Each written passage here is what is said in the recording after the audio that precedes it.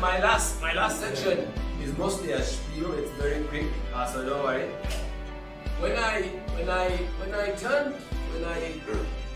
As age would be, and I became a family man, I had children. When I reached the age of about 37, 30, around that, in the late 30s, I decided that in the next phase of my life, I wanted to serve. And when I said to serve I meant that I wanted to stop just doing the things that concerned me, the things that were on my plate, but to go out there and do a little bit more for society, not for my own benefit. And that is, I call that, everybody asks me and I call it, it's my to serve period, the time when I serve for the greater good. And I went out and I agreed to, first of all, serve on the board of the Uganda Management Institute. I was invited to try, and they at the time were restructuring. They were trying to get more commercial, they were trying to get more private sector, because Uganda Management Institute was very government. And I think that they wanted to be able to speak to the private sector. We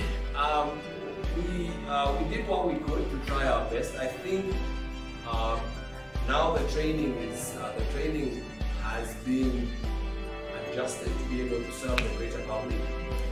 I served on the board for about 4 years, and I enjoyed my time working with now academics and a very different group of people that I had been used to. Remember, I've been used to working with Badongo one side, day in, day out. So it's like, yeah, what's happening? Now, these people are very serious. You sit down and you're discussing serious matters, about the academics. So it was a shift for me, but I had been brought on board to give them a glimpse of what the private sector is looking for. And I was proud to serve, and I was happy to give what I could. After that, I went to serve on the Export Promotion Board. I became a member of the Export Promotion Board.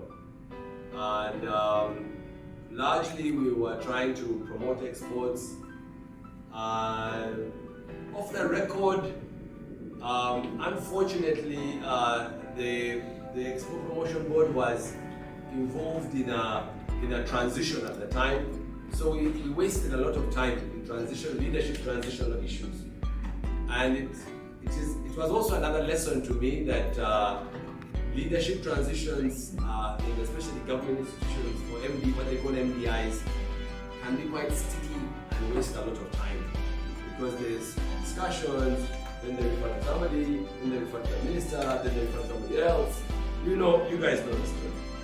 So after the Export Promotion Board, I went to the Uganda Investment Authority, and I also now became a full-time member of the Uganda Manufacturers Association. I was first of all a treasurer for 4 years, and then now I'm the vice chairman of the Uganda Manufacturers Association. In the meantime, I have also put together the Association of Poultry Producers, and I'm the chairman. I put together the Media Association, and these are not in any sequence. The Media Association, so I put together what's called the National Association of Broadcasters. And I was the first chairman of the National Association of Broadcasters. So that put together all the media owners, the radio, TV, all of those. And a few years later, we put together the Uganda Media Owners Association, which was slightly different, with a different purpose. I only served on the executive of that. I have sat on the Presidential Roundtable on Investment, and I have been involved in many savings groups of some sort to do something, to invest. I was involved in one that was going to buy Uganda Grain Milling, National Insurance. If there was an opportunity here, and they put together something, I was always on the list of people who had to be on the list of there. I was number 2 or number 3. After the usual people that you all know. I would always come in, I was always there, number 3 or number 4. So if it was, some of them have never worked out, some of them we gave back the money to the people who had invested, some of them have done very well. I look at their portfolio today and I'm very proud. I recently served the board of the KCB Bank. I was a chairman, and I served from 2016 to 2021 for 5 years, and I retired honorably with the bank above water, very profitable. So then I left. I decided not to stay on. I decided to move off and do something. And the president appointed me on the COVID fund. So I was together with your chairman. He was my chairman, and we were together on the COVID fund. And I used to look after Kaunga, so you guys now know. I was the owner of all that Kaunga that you people donated. That came to me. I was the boss of that. So I decided where it went. And I could decide it's going here, it's going there, it's going here, it's going there. And I was fighting with the politicians.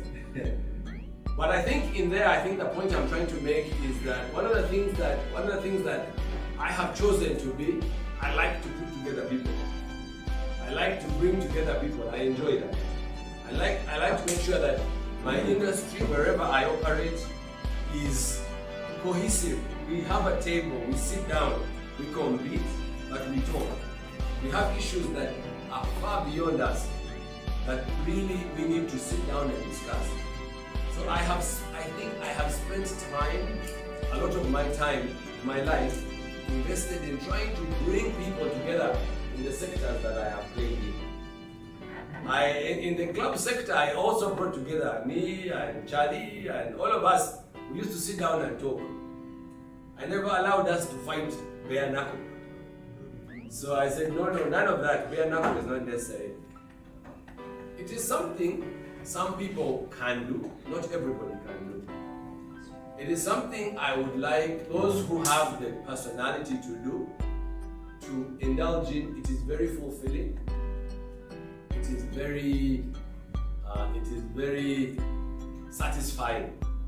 Beyond money, beyond rank, beyond anything, to be able to bring together people and accomplish something that people can accomplish together that can exceed what people can accomplish as individuals.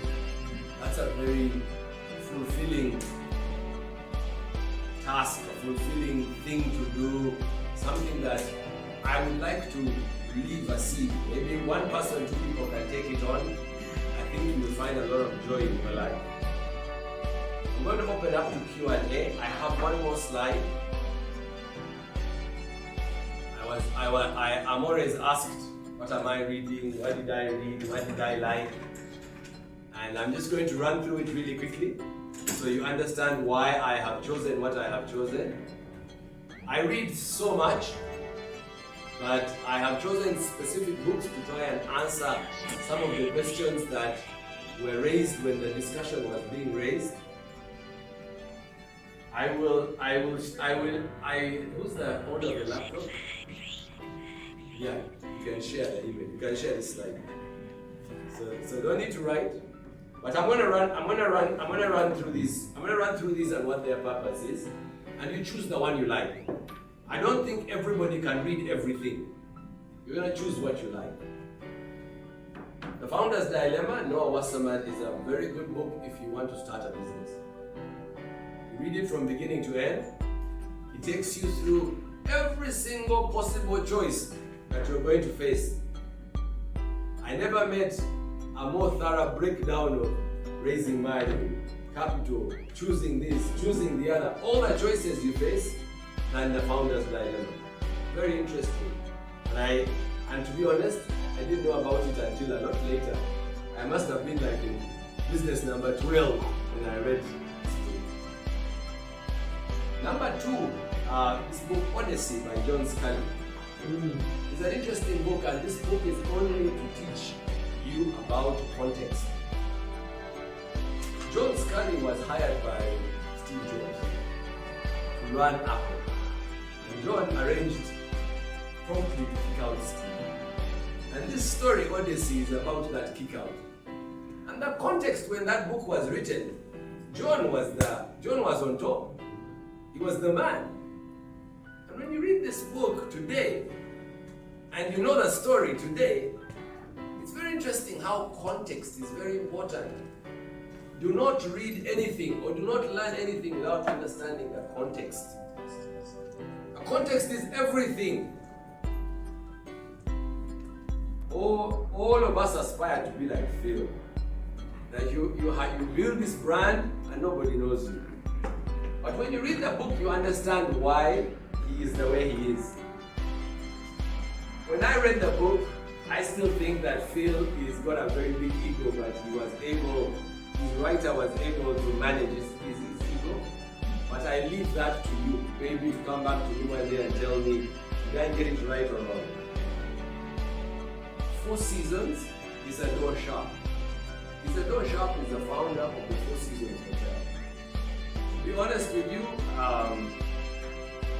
over the many years, I will tell you that there is very little like the Four Seasons Hotel in this world. People have service and they have nice things, but the Four Seasons lives by itself. And if you understand what the person who started it, he is a person of the highest, he's the highest integrity. He's got a joint venture with Bill Gates, he's doing this, he's doing the other. Also, a very low profile guy. I recommend to read and learn. The young people, the psychology of money. The psychology of money is a very important book. And I'm going to tell you why. It will teach you about all the issues around money. And a lot of the times, things that you take for granted, things that you knew but you're not really sure of. The psychology of money is good. If it is a good book and you enjoy it, the next book, just keep buying, it's like a sequel. It's a bit more detailed to the other one. However, for those of you who have girlfriends and wives, I actually think if you can get them to read that book, you're going to be very successful. I promise you all, don't read this yourself. If you read this and your wife reads it and understands it, you will do very well. You will have a transformation in your financial resources. I promise you not. You will come back to me and tell me. You promise? If you can get yourself to read and your wife to read it and read it to the end and appreciate it, you will see what will happen. Number 6, from strength to strength. This was a professor of mine at the Harvard Business School. He teaches us about the next phase of life, how to stay active, how to continue to do the things that you have passion for. I told you a little bit about my 40 to 50 phase. They talk about this a lot more in Strength to Strength. How do you keep yourself changing as you move along the chain that we call life? How will you measure your life is also Clay Christensen. He was also an HBS professor, and many a times he was amazing. He has lots of good books, but this book was very reflective. He eventually died a few years ago of cancer, and he wrote this book. As out of self-reflection. I like number 8, How the Mighty Fall by Jim Collins. Jim Collins writes great books. However, How the Mighty Fall is the one that stands the test of time. Because it is not a feel-good story. It is about crashing and burning. So everybody at the end of the day is down in flames. But he takes you through the phases. And I think if you're going to learn about success, you have to learn, first of all, you have to learn to look failure in the eye. First thing, you have to be able to know when failure shows up. You have to be able to see. You have to see there's a whole sequence of events that are going to happen. And I keep on telling people that, you look at businesses, you look at everybody, you look at everything. Everything follows the same chart in a way. So, please, take a read. The last one is When Breath Becomes Air. He was a brain surgeon and he had cancer. And he wrote about his life as he approached death. And I think that all of us have to reflect and have to look death in the eye. Like I've said, look failure in the eye, you also have to look death in the eye. Muslims, we don't say death and add inshallah to it. Death is death, it's going to happen for sure. It's part of our belief system. You're going to die, you're going to die, you're going to die, everybody's going to die. But it's culturally very tough because we're not prepared. So sometimes you've got to go through maybe and follow somebody else, write his way all the way to the end, the last day. So I like Paul's book. And now this one, you've got a business book per se, this is about life. Because if you know more about life, you learn more. I would be unfair if I didn't give number 10. I'm the executive producer. I made sure that this book came out. But his grandson over there made sure that there is a digital version on Amazon. So if you want a digital version, young guys, IT guys, please. You don't have to go to Aristo, but you can buy a digital version, although the digital version is more expensive than the hard copy. The hard copy is $20,000, the digital version is $10. But I recommend this one. It's my dad's story, and it tells you about a lot of the things I have told you, but now from his point of view. And so I made sure, it was one of my life tasks that I had to make sure that this book was actually produced. And the things that went wrong with it are on me. So don't, if you see things that are wrong, I'm the one who. But it's my dad's book. And with those few words, I am not sure that I have